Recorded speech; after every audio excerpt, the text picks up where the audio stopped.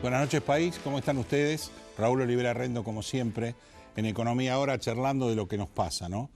Voy a hacer una aclaración en particular porque estamos hablando de un supermarket en Estados Unidos. Nosotros no tenemos información, debido a que este programa está grabado y no va en directo, de lo que pasó en las elecciones. De ahí que no podamos charlar de quién ganó, quién no ganó. Quiero aclarar esto para decir que uno no vio las elecciones, sino que no sabe hasta el momento cómo va a funcionar la elección. Y ahora sí, vamos a hablar de lo que pasó esta semana y después de cómo nos comunicamos con ustedes. Por un lado, estaba hablando de la dieta. Me quedé con mucha bronca con el tema de la dieta de los diputados y senadores, discúlpenme, pero tratando de justificar los sueldos o las dietas de los diputados y senadores, creo que patinaron todos en natura. Cano la semana pasada, Amadeo esta semana, diciendo que si no tienen un buen sueldo, o son pobres o son chorros. Amadeo, mi querido Amadeo. Entonces todos los jubilados son pobres y chorros, todos los pensionados son pobres y chorros. Vamos a ubicarnos, porque estamos hablando de salarios mínimos, todos los que tienen salarios mínimos son pobres o chorros. No podemos justificar lo injustificable metiendo más gente adentro de la cosa. Eso se lo digo a los que están dentro del gobierno, porque es importante que si hablamos de cambiemos alguna vez los libretos, no vayamos siempre al mismo lugar. Por otro lado, el presidente planteó de pararlo, por suerte se paró, este aumento de dieta se paró, pero quedó ahí, freezer, congelado. ¿Dónde terminará? No sabemos. Lo que sí que mucha gente, que de repente es de la tercera edad, está bastante decepcionada, porque están hablando de cifras importantes y ellos, que aportaron toda su vida, no la tienen. También estoy repodrido de todos los insultos permanentes que hay contra el gobierno. Mire que yo estoy hablando de lo que está mal. Entonces, me molesta que Esteche diga lo que dice, me molesta que lo diga Delía, me molesta que lo diga Bede Bonafini, me molesta, realmente me molesta. Y más me molesta que no haya ningún funcionario judicial dentro de esa famosa corporación judicial que tenemos y que a veces van para un lado y a veces van para el otro, no hagan nada. Por suerte han hecho algo con respecto a Esteche, a pesar de la marcha infernal que hay hoy, el armado, y el decir que si el juez decide poner presa a Cristina, al juez lo sacamos, lo relevamos, lo matamos.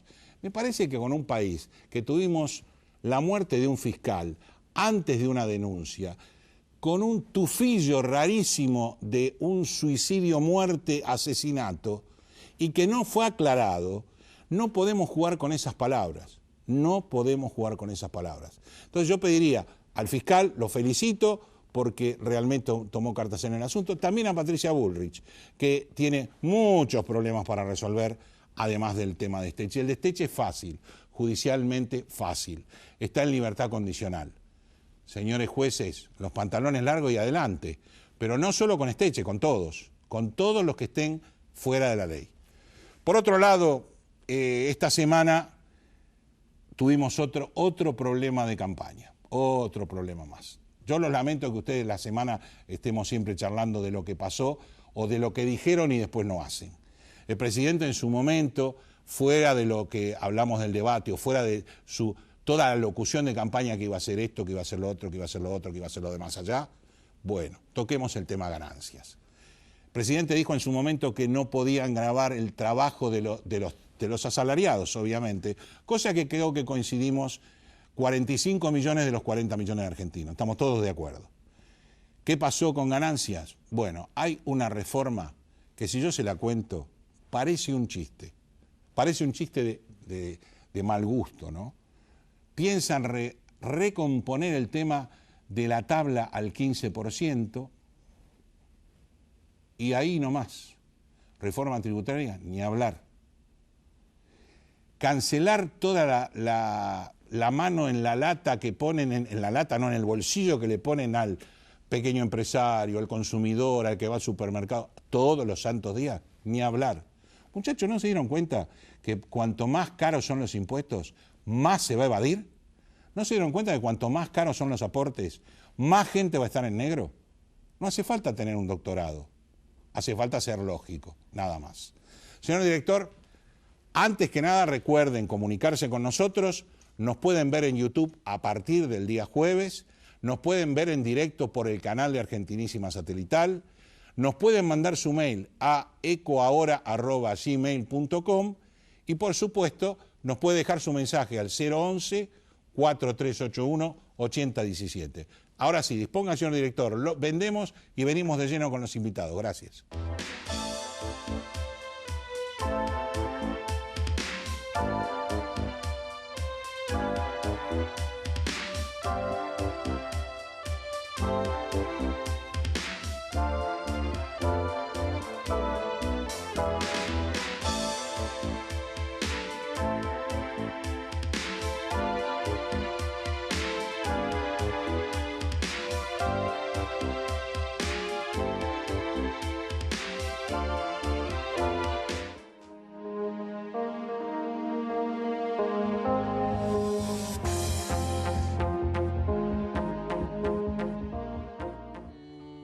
Relevamientos y auditorías fiscales Sociedad Anónima.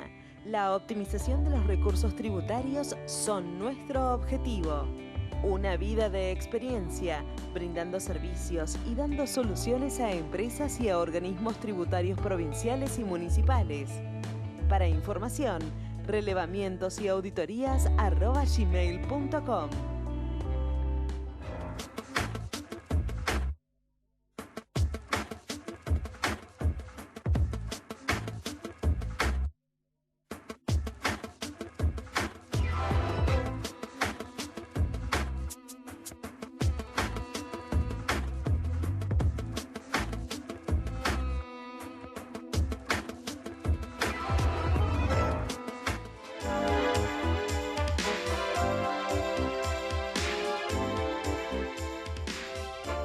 Primer bloque del programa, y no parece que sea un programa de economía, porque estamos con Osvaldo Santoro. Gracias, Osvaldo, por estar con nosotros. Gracias, secretario de SAGAY y, por otro lado, concejal de 3 de febrero. Pero vamos a hablar de SAGAY. Señor director, ¿podemos poner el video de SAGAY para presentarlo en sociedad?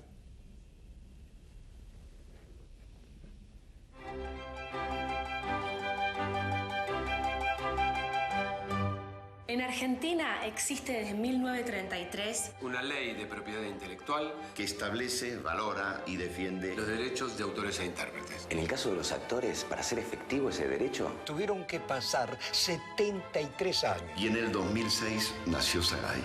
SAGAY es una asociación sin fines de lucro creada por nosotros, los actores. ¿Pero qué hace SAGAY? SAGAY administra y distribuye los derechos económicos derivados de la comunicación pública de nuestras interpretaciones en televisión abierta, cable y cine. ¿Cómo gestiona los fondos? Los ingresos se distribuyen entre los actores previo descuento de los gastos de gestión y de una suma destinada a un fondo social que administra nuestra fundación. Los derechos se distribuyen periódicamente con pautas de distribución acordadas por todos. SAGAY no solo recauda y distribuye los derechos económicos, sino que también se ocupa de dar respuesta a necesidades de nuestro colectivo. Para eso, creamos la Fundación SAGAY. SAGAY me representa a mí y a vos también. SAGAY nos representa a todos. Creamos colectivamente esta institución que defiende nuestros derechos. Saber cómo vamos es saber cómo vas. Acércate a SAGAY. Bueno, ahora que vimos que es SAGAY, estamos con el secretario de SAGAY, después de estar cumpliendo 10 años de SAGAY. Y cómo, primero, la gente se va a empezar a confundir. ¿Tiene algo que ver SAGAY con la Asociación Argentina de Actores? A ver, sí, tienen que ver porque tienen el mismo colectivo, nada más que por eso. Bien. Y porque SAGAY nace desde la Asociación Argentina de Actores. Ok. Ahora, uno se Pero dedica... no en funciones. No, la Asociación Argentina de Actores se dedica a lo laboral y nosotros a la propiedad intelectual. Correcto. Con todas las características que las entidades tienen. De ahí nació, por ejemplo, los famosos repeticiones de los programas y que lo empiecen a cobrar los actores que los miraban graciosamente y decían, pero de esto no veo nada. Claro. Por ejemplo. Ahí hubo un inconveniente muy grande solucionado en parte hace muchos años, si yo mal no recuerdo, en 1975, cuando los medios que emitían nuestra imagen se dieron cuenta que al pasarnos en televisión en aquel momento, perdíamos trabajo en otro lado, porque como ya estábamos en un canal, no nos llamaban de otro. Entonces eso fue una especie de, el principio, lo primigenio del derecho de propiedad intelectual que es la repetición. Se fue pagando durante muchos años. Pero nosotros estábamos, como bien dice Pepe Soriano, a partir de 1973, en la búsqueda del derecho de propiedad intelectual como lo tienen los autores, los músicos, los intérpretes musicales, correcto, y los directores de cine también como nosotros, ¿no? Claro, es correcto. Esa es la gran diferencia. ¿Podés compartir tu actividad por un lado político y por otro lado actor? Sí, se puede. Se puede en función de trabajar siempre en equipo. A mí me parece que uno, si se considera el único que puede abordar todos los problemas, no hay soluciones. Yo creo que en el ámbito del Consejo Deliberante de 3 de febrero, yo tengo compañeros concejales repartidos cada uno en nuestra área. Yo soy el presidente de la Comisión de Educación y Cultura. Después están otros, somos 7 concejales peronistas, que de golpe, bueno, trabajamos juntos. Es lo mismo que pasa en Sagay. Todo el sistema de Sagay está articulado de manera que cada cual tenga una función específica, porque todo no se puede abordar de golpe, ¿no? Entonces ahora tenemos ciertos inconvenientes que tienen que ver claramente con la falta de ficción en la pantalla, sí, que es un tema central, la cantidad de obra extranjera que se pone en las pantallas, ese es un tema central. ¿A qué se debe? Mira, se debe ¿Es un bajón de costos? Sí, claro. ¿Es muy caro producir ficción acá o no se vende en el exterior? Son las dos cosas, y te agregaría esta tercera que pones muy inteligentemente sobre la mesa. En principio, comprar una lata saldrá $1.500, $2.000. Claro. Pasarla por televisión no sale nada al canal, el canal no paga más que eso, y se evita producir una obra que requiere 800.000 pesos para hacer un programa solamente, un programa diario, supongamos. Es una cifra enorme. Países como Brasil y muchos países de Europa han solucionado esto pidiendo una cuota de pantalla obligación a que las emisoras tengan una cuota de pantalla de ficción nacional. Claro. La ley de medios, que nunca se aplicó como debería haberse aplicado, establecía producción nacional, pero no establecía ficción nacional. Por consiguiente, otra vez los artistas quedábamos afuera de esta situación. Entonces ahora se crea una multisectorial de 17 entidades, incluyendo los sindicatos y entidades de productores y demás, a la búsqueda con el gobierno, incluso en buena sintonía, de conseguir leyes de mecenazgo, de conseguir que haya unas leyes que protejan el fomento del audiovisual y obligar a las entidades extranjeras que llegan, como HBO, como Netflix y demás, cada vez más. Claro, que produzcan en el país como hacen en Brasil. ¿Cómo salpicó dentro del ambiente artístico todo lo que está pasando políticamente con respecto a los fondos? A ver, la política... Sin poner nombre. Sí. La política anterior que llevó adelante el Inca particularmente, favoreció muchos aspectos en la generación de muchos productos de todo tipo. Digo, productos buenos, regulares y malos. Digo, yo no hablo del Inca. Sí. Y entonces de repente, ¿de dónde viene la fuente? Claro, ¿no? y también todas aquellas financiaciones que vinieron ayudaron bastante a la producción en general. Se hacían a través de universidades y demás.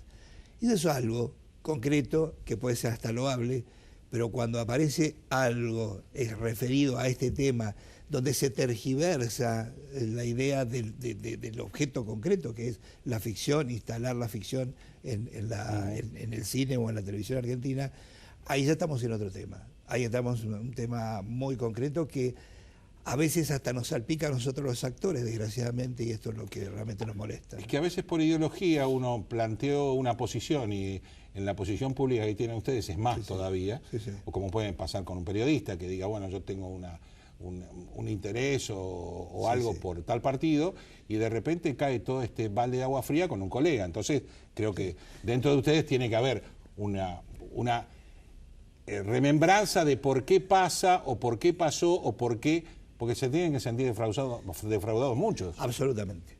Yo creo que eso sí, digo, yo no entro en el tema jurídico porque no lo conozco en profundidad, no podría hablar. Entonces digo, si no pasó nada y está todo bien, digo, está todo justificado, bienvenido sea. Ahora, si está todo mal, salpica a los actores. Y esto, en lo particular, lo digo y como secretario de Sagay, nos molesta mucho. Vamos a pasar, además de tu participación, de agradecértelo en este programa, que parece raro tener un actor, pero estamos charlando de una cosa importante. vamos a pasar un aviso de lo que estás haciendo, Bueno, al margen, porque no te van a ir a ver al Consejo Deliberante de 3 de febrero, que te vayan a ver al teatro, que te vayan a ver al teatro. Puede venir, te quiero decir que a veces el Consejo Deliberante no debe ser solo el de 3 de febrero, en general es más teatral que el propio Muchas teatro. veces, no me cabe ninguna duda, no me cabe ninguna duda. Así que, no, yo estoy ahora haciendo Kilómetro Limbo, una obra en el Teatro Nacional Cervantes, junto a Claudio Ricci, un actor extraordinario que hace el Marginal, lo pueden llegar a ver ustedes, y que en verdad es un placer enorme trabajar con él, con una obra que ha tenido unas críticas, la última fue de La Nación, extraordinaria, y hace que estén agotadas las entradas para ir a vernos. Está bien, estamos en un sector chico del Teatro Cervantes, no obstante eso, bueno, se llena permanentemente. Así que con eso estamos muy contentos, y yo estreno ahora el 16 de diciembre una película española que hice con Maribel Verdú y con Joaquín Furriel, que se llama El Faro de las Orcas. ¿El Cervantes está en buenas condiciones ya? El Cervantes ha tenido un muy buen periodo en el periodo anterior con la dirección de Gallardú y de Rubens Correa. Sí, sí. Ahora lo toma Tantanian. Tantanian es un hombre de teatro en el que yo confío que lo va a hacer crecer. O sea, que no se va a quedar ahí. Creo que cuando nosotros hablamos de cambio... digo, ya está bien. Está mejor. La parte exterior... Todavía falta con esos andamios que se ven, claro, no son nada bonitos. Yo ahí sí pido, no como político, sino como actor, que el gobierno de la ciudad a lo mejor pueda terminar esa parte. Perfecto. Gracias, Osvaldo, por haber estado acá. Un placer. Tenés el honor de tener un programa de economía hablando de Sagay y de política. ¿Qué más? Gracias Gracias por haber estado acá. Gracias a vos. Señor editor, vendemos y venimos nuevamente para hablar de política.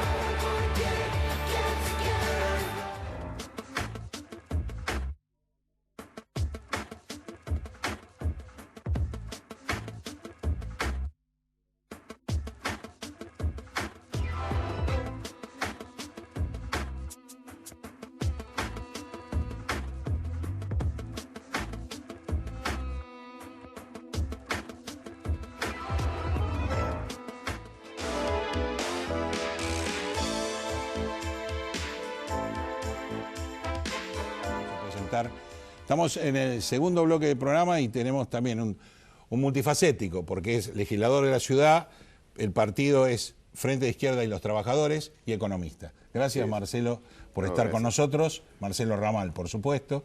Ustedes lo tienen que conocer.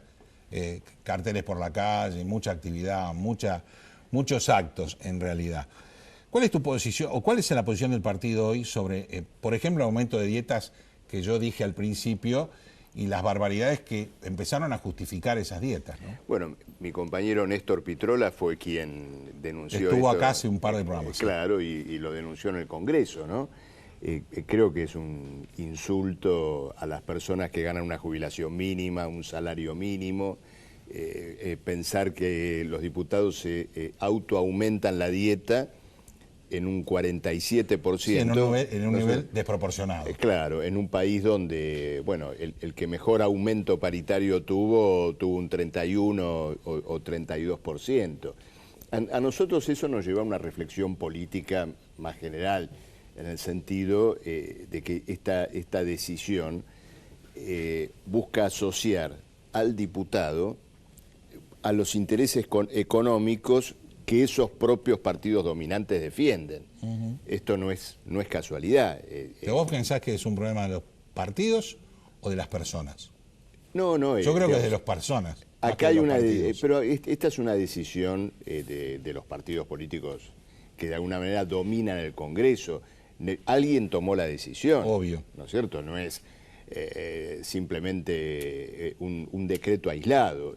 Y forma parte, ¿no es cierto?, de una organización social que de alguna manera considera al diputado como una suerte de carrerista, ¿no es cierto?, que está integrado a una burocracia estatal. Sí, de privilegiada. hecho tiene una jubilación de privilegio, claro, lo cobra durante toda su vida. O sea, tenemos dos clases privilegiadas totales, el legislativo y el judicial.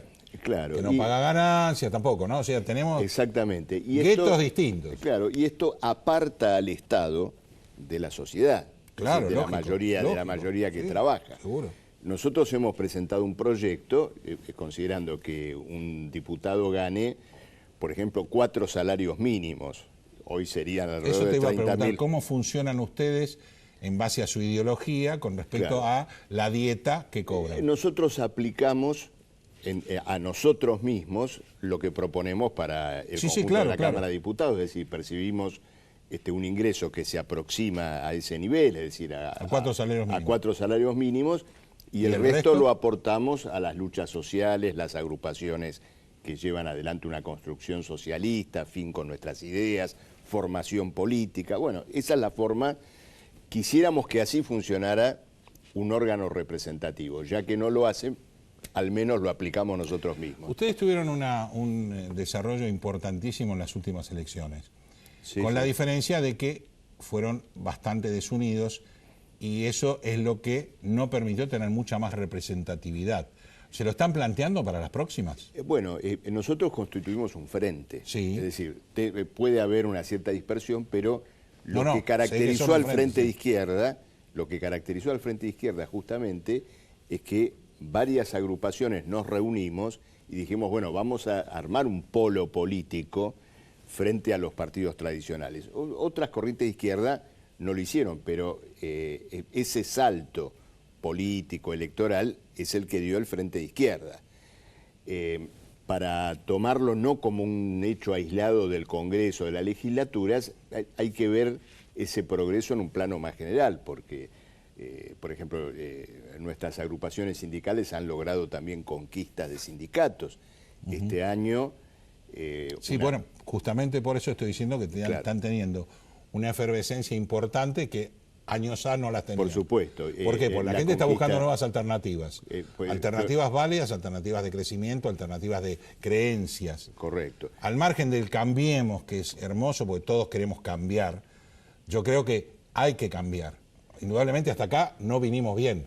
Claro, ahora... con todos los colores que hubo, con un partido dominante que tuvo de todos los colores, hubo de corrida de toros a lo que sea, y no venimos bien. Por supuesto, ahora uno piensa, cambiemos, pero resulta que se manda una reforma de la Procuración Fiscal que termina nombrando fiscales a dedo. Se habla de cambiemos, pero resulta que la Argentina vuelve a la vieja receta del endeudamiento externo. Esa era mi pregunta que seguía, ya que sos economista, ¿cómo estás viendo esta, así, cuota de endeudamiento externo, tanto en dólares como en pesos? Claro, bueno, creo que es grave. Pues este libro yo lo leí. Claro, sí, por supuesto, lo hemos leído todos, pero tenemos que detenernos en un problema importante que es el siguiente. El argumento oficial es que el país viene desendeudado. Interesante porque... En el exterior, no en el interior. Exacta, ahí está el tema. La deuda interna cuenta también. Claro. Hay una deuda muy importante con el Banco Central. Un paga Dios y los jubilados lo paguen todos los que tengan que pagar, exactamente, los 40 millones. Tenemos la deuda con el Banco Central, tenemos la deuda pública con el ANSES. Entonces, a menos que pensemos, como recién que claramente señalabas, que vayamos a un jubileo de esa deuda, a expensas de los consumidores, de los jubilados, bueno, esa deuda pesa. Y cuando sumamos todo, hoy ya no estamos cambiando deuda por deuda. No. Estamos tomando nueva deuda para tratar de ir pateando el tema de los déficits fiscales. Claro, entonces ya estamos en una deuda pública que se acerca a los 2/3 del PBI, cuando sumamos las deudas provinciales y demás.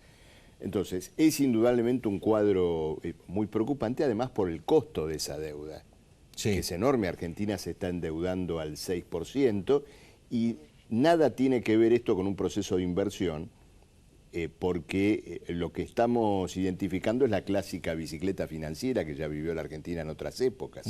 Es decir, recursos que vienen por muy poco tiempo, que son los capitales que primero que vienen. Se cambian dólares por pesos, se colocan a tasas de interés muy redituables Y en el cuadro, claro, de un dólar, ¿no es cierto?, que está más o menos planchado. Eso tiene un costo muy grande para la Argentina. Entonces, creo que el cuadro que tenemos de estos meses delata un gobierno que puso inmensos recursos económicos para estimular a lo que llamaríamos en general los sectores empresariales. El campo, la minería, el petróleo, con recursos realmente inmensos. Y esto no dio lugar a ninguna reactivación económica. No. Por el contrario, hay un impas muy fuerte, caídas en la industria, en la construcción, despidos. Entonces da la impresión que se han dilapidado enormes recursos detrás de una salida concentrada en una minoría de la sociedad, pero que está dejando, ¿no es cierto?, a la mayoría que trabaja, digamos, completamente afuera. Si bajamos de la nación a la ciudad, ¿cómo está la ciudad? La ciudad está... Yo personalmente la veo mal. Claro, la ciudad está muy concentrada en ciertas operaciones económicas de venta de tierras públicas. Es lo que el gobierno de Rodríguez Larreta... Con mucho miedo. Claro. La población tiene mucho miedo. Muchas ventas de tierras públicas, Tiro Federal, Mercado Dorrego, se está enajenando y reduciendo el espacio verde en una ciudad que ya tiene, ¿no es cierto?, muy poco espacio público.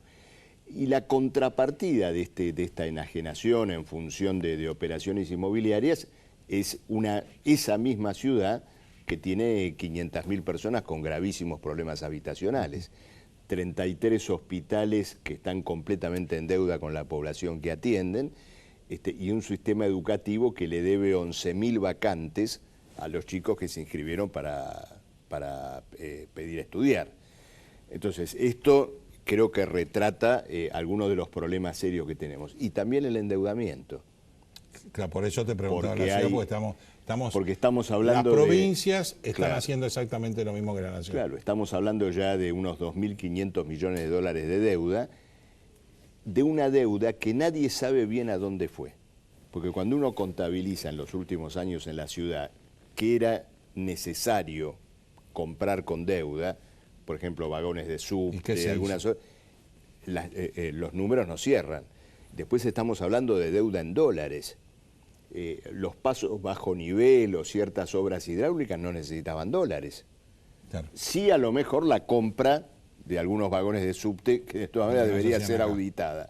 Pero lo otro indudablemente que no. Indudablemente fue un modus operandi. Claro, y creo, digamos, ¿no? desde el punto de vista político, creo que en la ciudad funciona no un gobierno, sino una coalición política.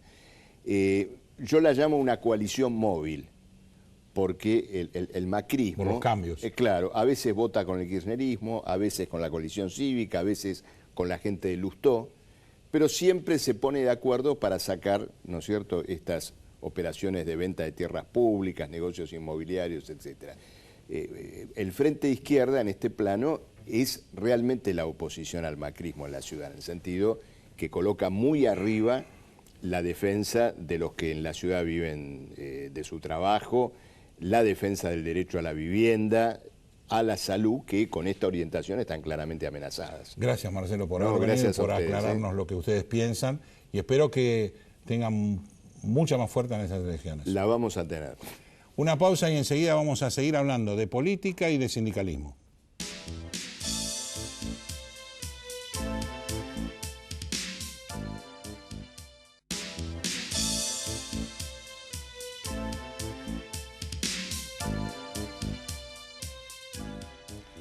Bueno, tercer bloque del programa, y yo les prometí que íbamos a hablar por un lado de política y por otro lado de sindicalismo. Estamos con Gladys González, que por un lado es diputada del PRO y por otro lado es la interventora nada menos que del SOMU.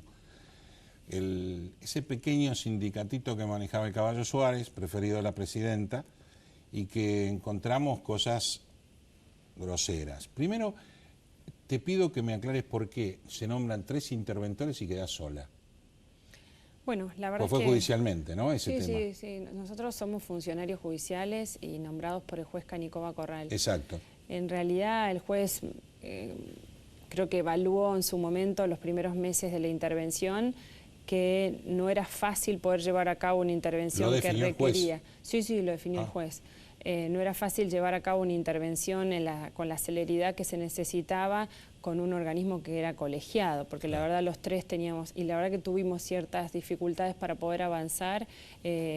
Los otros interventores incluso tenían actividades personales que no les permitía también dedicarle un tiempo necesario a esta intervención, y entre el juez y nosotros decidimos esta figura que es un solo interventor para darle más celeridad, y a su vez la excusa real de los otros interventores de no poder dedicarle el tiempo que le hacía falta a esta misión. ¿Vos podés ser diputada y a su vez ser interventora en un sindicato de ese nivel? Sí, no hay incompatibilidad en los cargos. Incluso una de las campañas que hicieron aquellos que son seguidores del caballo fue tratar de ensuciar mi trabajo diciendo que había incompatibilidad, lo judicializaron y la jueza Servini de Cubría dijo que no había incompatibilidad, así que seguimos avanzando con la tranquilidad de que la justicia, no solo el juez Canicoba Corral, sino ya una justicia que decide sobre una presentación de esta gente, determina esto. Es más, el mismo Congreso de la Nación, a través de sus autoridades, es quien dictamina legalmente que no hay incompatibilidad. De hecho, muchos de mis compañeros diputados son hoy secretarios generales de sindicatos, entre una de las razones por las cuales esa incompatibilidad no existiría, ¿no? Claro. Pero no como está, Daer, digamos, claro, como Facundo Moyano, lo que pasa como es que Recalde. justamente es lo que no deberíamos hacer. ¿Por qué? Porque si no tenemos un poder legislativo metido en el sindicalismo para resolver otro problema que no deberíamos tener. No es culpa tuya, obviamente. Uno separa muy bien los ámbitos, digamos. No es incompatible porque no se cruzan las decisiones ni hay incompatibilidad de intereses. Pero imagino que en un sindicato complejo, como puede ser este, o cualquiera de hecho, vos tenés que participar en paritarias, tenés que ver los intereses, por un lado, de los empresarios, por otro, defender a los trabajadores. Es complejo. Es complejo. No es fácil. Sí, no es fácil. La verdad es que al margen de la y calculo cuestión... que debe haber mucho serrucho alrededor tuyo, pensando que es mujer, que además, es del PRO, sí, claro, toda la... Mucho prejuicio Obvio. también, ¿no? De que a qué veníamos a este sindicato. La verdad es que el juez Canicoba Corral lo que vio cuando empezó a recibir estas denuncias, que ya son desde el 2012, y hizo un primer procesamiento en el 2014 por extorsión y por entorpecimiento de las vías navegables, a 3 de los dirigentes del sindicato, entre ellos, por supuesto, al Caballo, lo que ve es que se estaban cometiendo, o había denuncias de que se estaban cometiendo ilícitos, y que esos ilícitos, por supuesto, eran en detrimento del patrimonio de los trabajadores, digamos, del aporte de los trabajadores al sindicato y demás. Entonces ahí es cuando él dice, bueno, hay que intervenir este sindicato para que se dejen cometer esos ilícitos. Así que además de lo que nosotros hacemos, por supuesto, que es haber adquirido las facultades de administración del sindicato y tratar de que el sindicato siga cumpliendo su función como tal, defendiendo los derechos de los trabajadores, fiscalizando, yendo a paritaria, en este año que va a durar la intervención, hasta febrero, lo que estamos haciendo y lo que hicimos fue contribuir con el juez y con los fiscales en la investigación que ellos llevaron adelante. O sea, a medida que íbamos administrando, íbamos encontrando irregularidades, desde las más básicas de lo administrativo, de no llevar un estado contable o, digamos, de tener una administración que justamente es muy... es que es lógico, no quiero que me controlen. Absolutamente, claro. Poco transparente. Escriben en un cuaderno y lo tiran. Absolutamente. Entonces, frente a esa situación, nosotros fuimos encontrando documentación que empezó a mostrar que todas las denuncias que había, de parte no solo de empresarios, sino también de trabajadores, de exdelegados, pero fundamentalmente de los trabajadores, porque digamos, ellos fueron los que denunciaron las maniobras que había dentro del sindicato, que se les había impedido trabajar en determinado momento, porque se decía que no había trabajadores capacitados para embarcar y se cobraba igual el dinero de esos trabajadores que iba a parar una tercera empresa. El juez dispuso a su vez no solo la intervención del sindicato, sino de una fundación que tiene el sindicato, que nunca cumplió con ningún objetivo, sino que fue creada para otros fines, la Mutual, que también recibe aportes de los trabajadores y que no presta ningún servicio, y de 2 empresas, una empresa que era de limpieza, que también tenía sobreprecios que pagaba el SOMO, en definitiva, a los trabajadores, y una empresa que es San Jorge Marítima, que es la empresa, digamos, más importante desde el punto de vista de la asociación ilícita que este hombre creó, porque fue la empresa que se asoció con Enarsa y se asoció con Camesa, con la anuencia del ministro de Vido, para ser una intermediaria innecesaria en operaciones de gas y de combustible y cobrarle entonces sobreprecios al Estado. Ahora, vos te encontraste con un sindicato que tenía X cantidad de bienes realmente sindicales, no para la gente, y por otro lado, muy pocos bienes sindicales para la gente. ¿Qué va a pasar con todos esos bienes? La famosa casa como barco, los terrenos. ¿Qué va a pasar? O sea, ¿qué debería pasar? La verdad es que hay algunas cosas que son muy complejas desde lo legal, pero en el caso del campo, que es un caso que salió mucho en los medios, y que hay un campo, son dos en realidad que son del SOMU y otros dos que son de la empresa del yerno del caballo, los que son del SOMU creo que los trabajadores seguramente van a querer o alquilarlo o venderlo para hacer un hotel, algo que sea más accesible. Porque hoy día si lo mantuviesen, primero alquilarlo para turismo es muy difícil, alquilarlo para criar ovejas sí, le pueden sacar una renta. Sí, no es el métier del sindicato además. No es exactamente, por eso es tan loco, ¿no?, que se haya adquirido ese campo. Para poder llegar y que los afiliados lo disfruten tienen que hacer 70 kilómetros de ripio, es en Puerto Madryn, o sea que es muy difícil que vos lo transformes en una oferta turística del gremio en donde los trabajadores puedan ir a disfrutar con su familia. Es un lugar espectacular, pero delirante, porque es solo para aquel que puede llegar, para aquel que tiene los medios, en definitiva para él y su familia y sus allegados, que así fue como fue usado ese campo.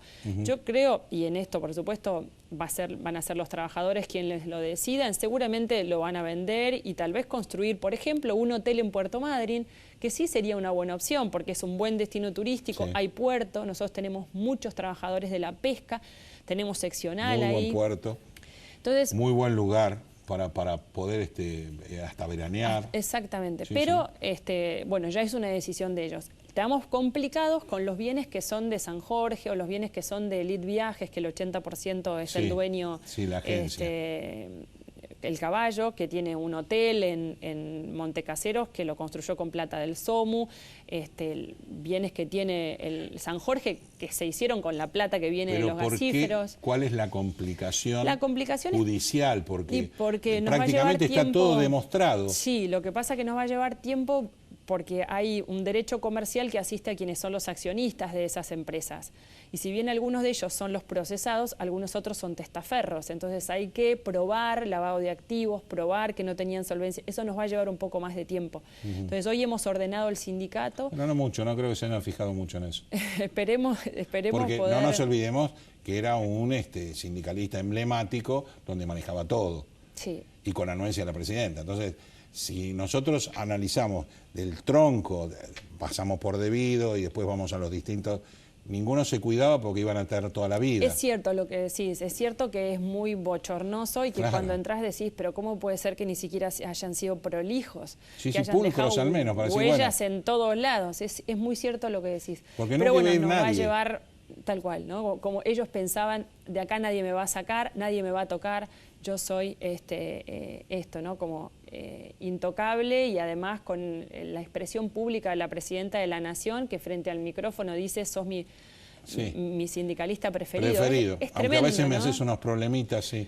Pero es tremendo. Después, gracias a vos vimos los problemitas. Claro, porque además uno dice, este hombre que ya tenía poder durante tantos años y que además no tenía ningún freno inhibitorio para generar extorsión, para apretar, para usar armas. Sí, hablan de muertes. Frente a eso, un hombre que siente de esta manera, que tiene esos valores, que son desvalores y que no tiene límite, que una presidenta de la Nación lo bendice adelante de todo un pueblo, digamos, la verdad es que decir, bueno, si pude hacer esto, puedo hacer muchísimo más, ¿no? Teóricamente estamos terminando, pero vos dijiste en febrero termina la intervención. Sí, la intervención del sindicato. La intervención del sindicato. Nosotros estamos llamando a elecciones. No, esto va a depender de los trabajadores. Vos sabés que el sindicato es elegido por los afiliados quienes van a ser secretarios. Pero no hay Estamos llamando caballitos. A elecciones. Siempre hay. Esperemos que esta vez los trabajadores elijan bien.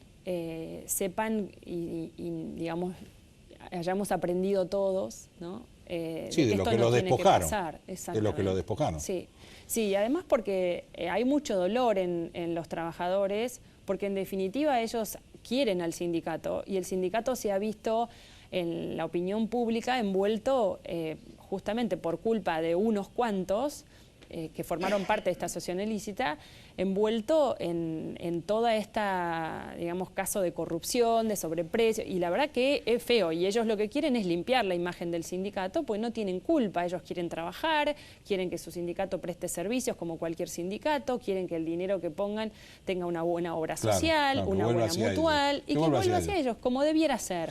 Gracias Gladys por estar con nosotros, gracias y esperemos que la próxima vez podamos hablar como diputada con un sindicato ordenado. Ojalá que sí, ojalá que en febrero los trabajadores elijan bien y que todos veamos que trabajadores, empresarios y gobierno trabajan en esta mesa tripartita que se armó, pero con otra conciencia, ¿no? Pensando en un sector como es el de la marina mercante, el del transporte y la pesca en Argentina, que necesita ser más competitivo, que es muy necesario para todos, y desarrollarse.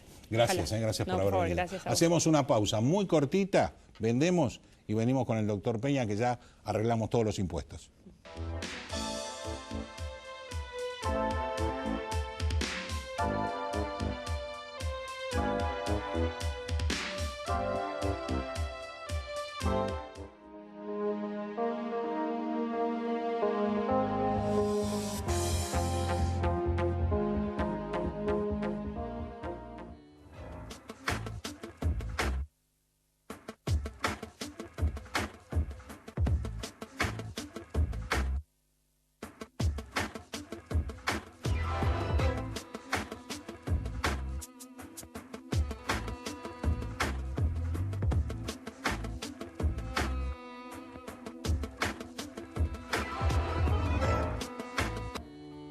Relevamientos y auditorías fiscales Sociedad Anónima.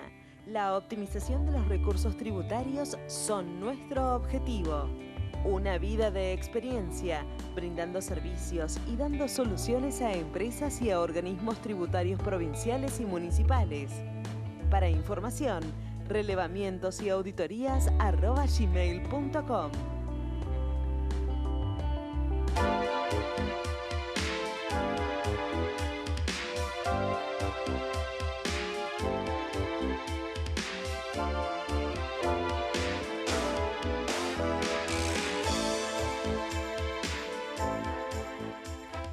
Bueno, llegamos al bloque del doctor Peña, como siempre, y su ilusión. Yo voy a decir algo que pasa en el medio del programa. El doctor Peña me dijo, estoy esperando la reforma tributaria hace 30 años. Yo le dije, seguí esperando, Luis María. Doctor Peña. Sí, lamentablemente adhiero porque los antecedentes son terminantes.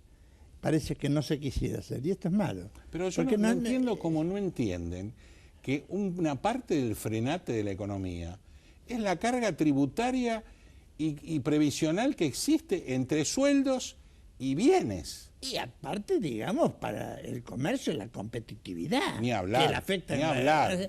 Pero no, en absoluto. Tras la embestida... No bajemos gastos, subimos ingresos. Mientras tanto las provincias dicen, no importa, subamos.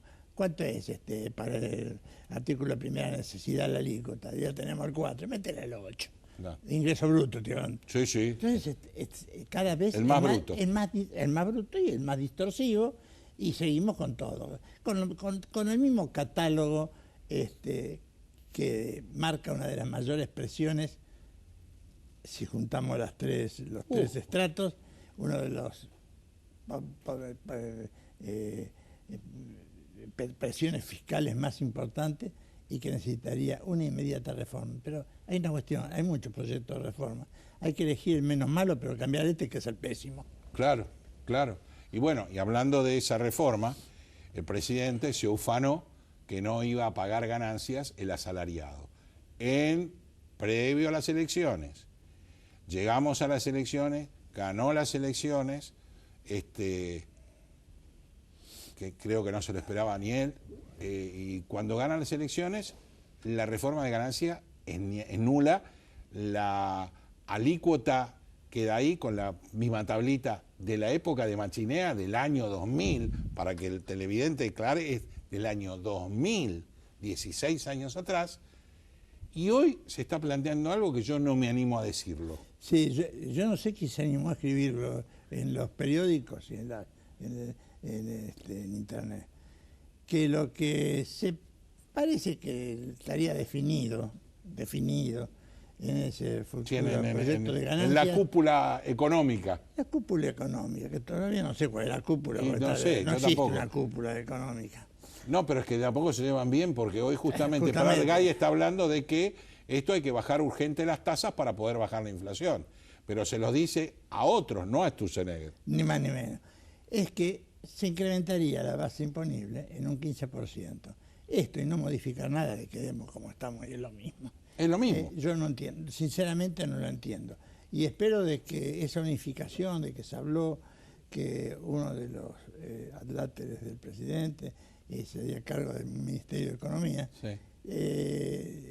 Conozco los antecedentes, pero de cualquier manera no podemos seguir con un Banco Central y un Ministro de Hacienda que estén que hablen dos idiomas. Porque ya esto ya no es una cúpula, sino es... Claro.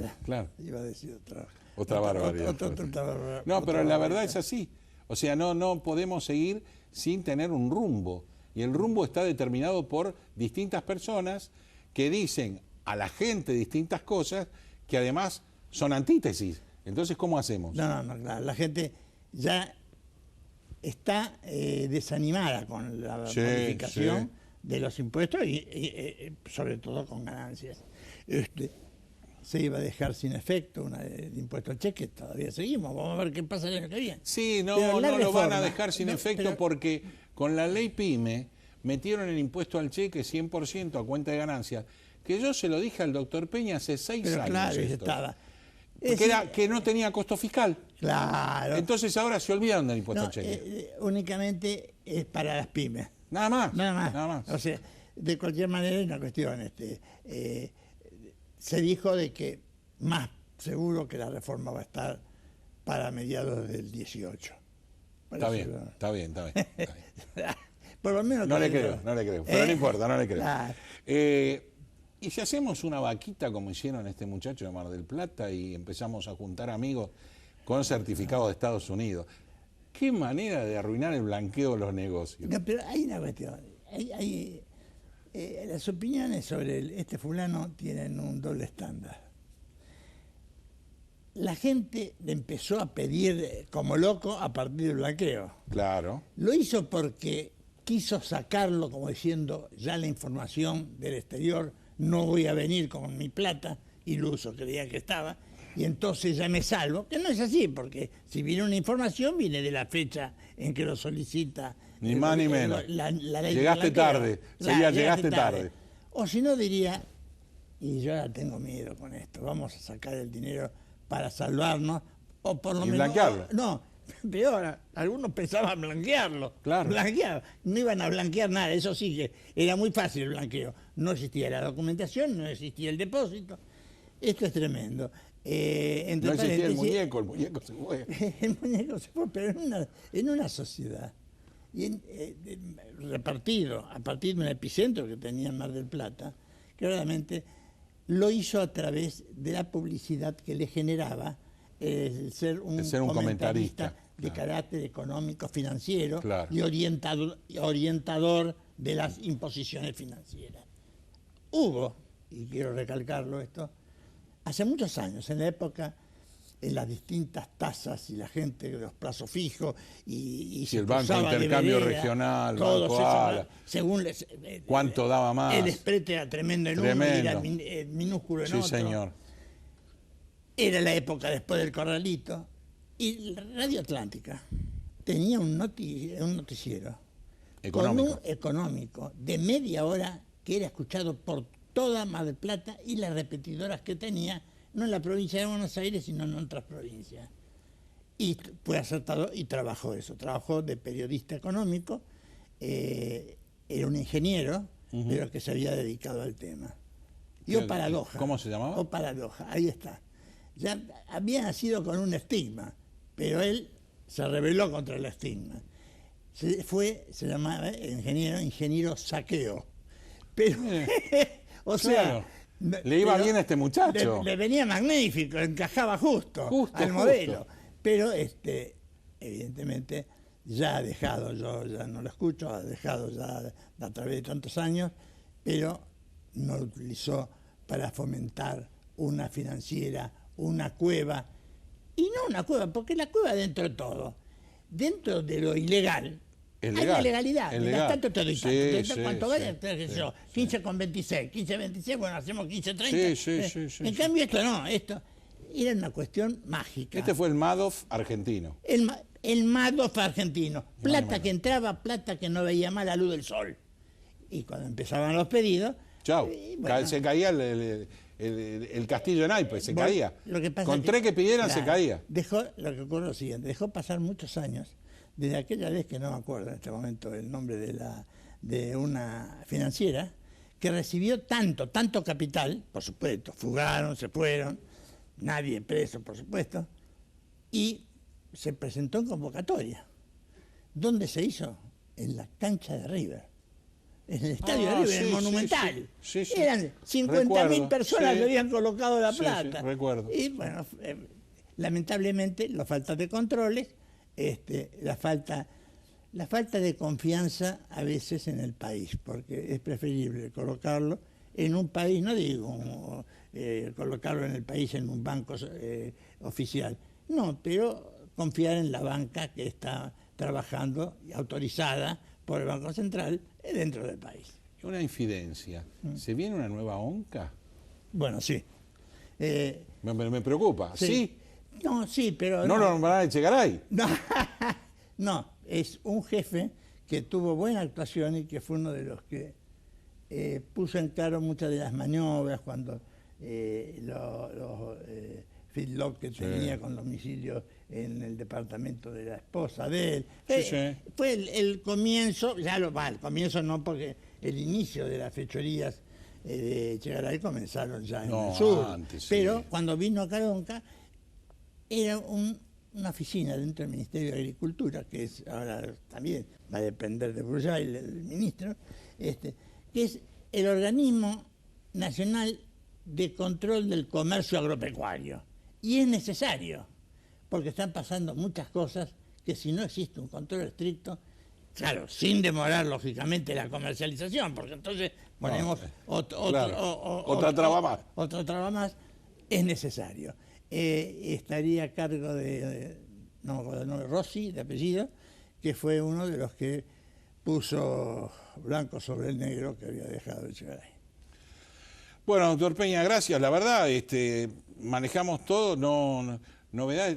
Usted está medio deprimido, lo noto, porque yo también estoy medio deprimido. Porque no veo avance. ¿Quiere que le diga? Sí, no veo avance. No veo avance, veo como que estamos estancados, que dijimos mucho y hoy estamos dando vuelta y no tenemos ni resolución. Claro, primeramente estamos estancados desde el punto de vista judicial, muy lento. Todos los días aparecen nuevos hechos y lamentablemente, ¿cómo puede ser que cuando existe un arrebato, una entradera, aparece tarde, pero aparece la policía, son sometidos, llevan presos a juicio y algunos en poco tiempo son procesados con juicio oral? No, los que se quedan adentro. Digo, no puede ser de que en los grandes fraudes del Estado no pase nada. Tengamos 3 totalmente detenidos, llamado vudú, metido las patas como si fuera haciendo apología se está limpiando un poco. Se está limpiando un poco. No, pero eso no tiene, no. Lamentablemente. Igual si creían con que todo eran el respeto a los 5 apóstoles, le digo que se equivocaron. Y le digo lo siguiente, con los que estaban ahí y con todo el honor a la Plaza de Mayo y a su fuente, fueron a ensuciar a la fuente. Gracias, doctor Peña. Nos vemos dentro de una semana y para ustedes también, señores jueces, lo voy a volver a repetir. Se van a cansar, tanto los jueces como los fiscales. Pónganse los pantalones largos y terminemos de hablar de la justicia. Actúen, viejo. Buena semana para todos.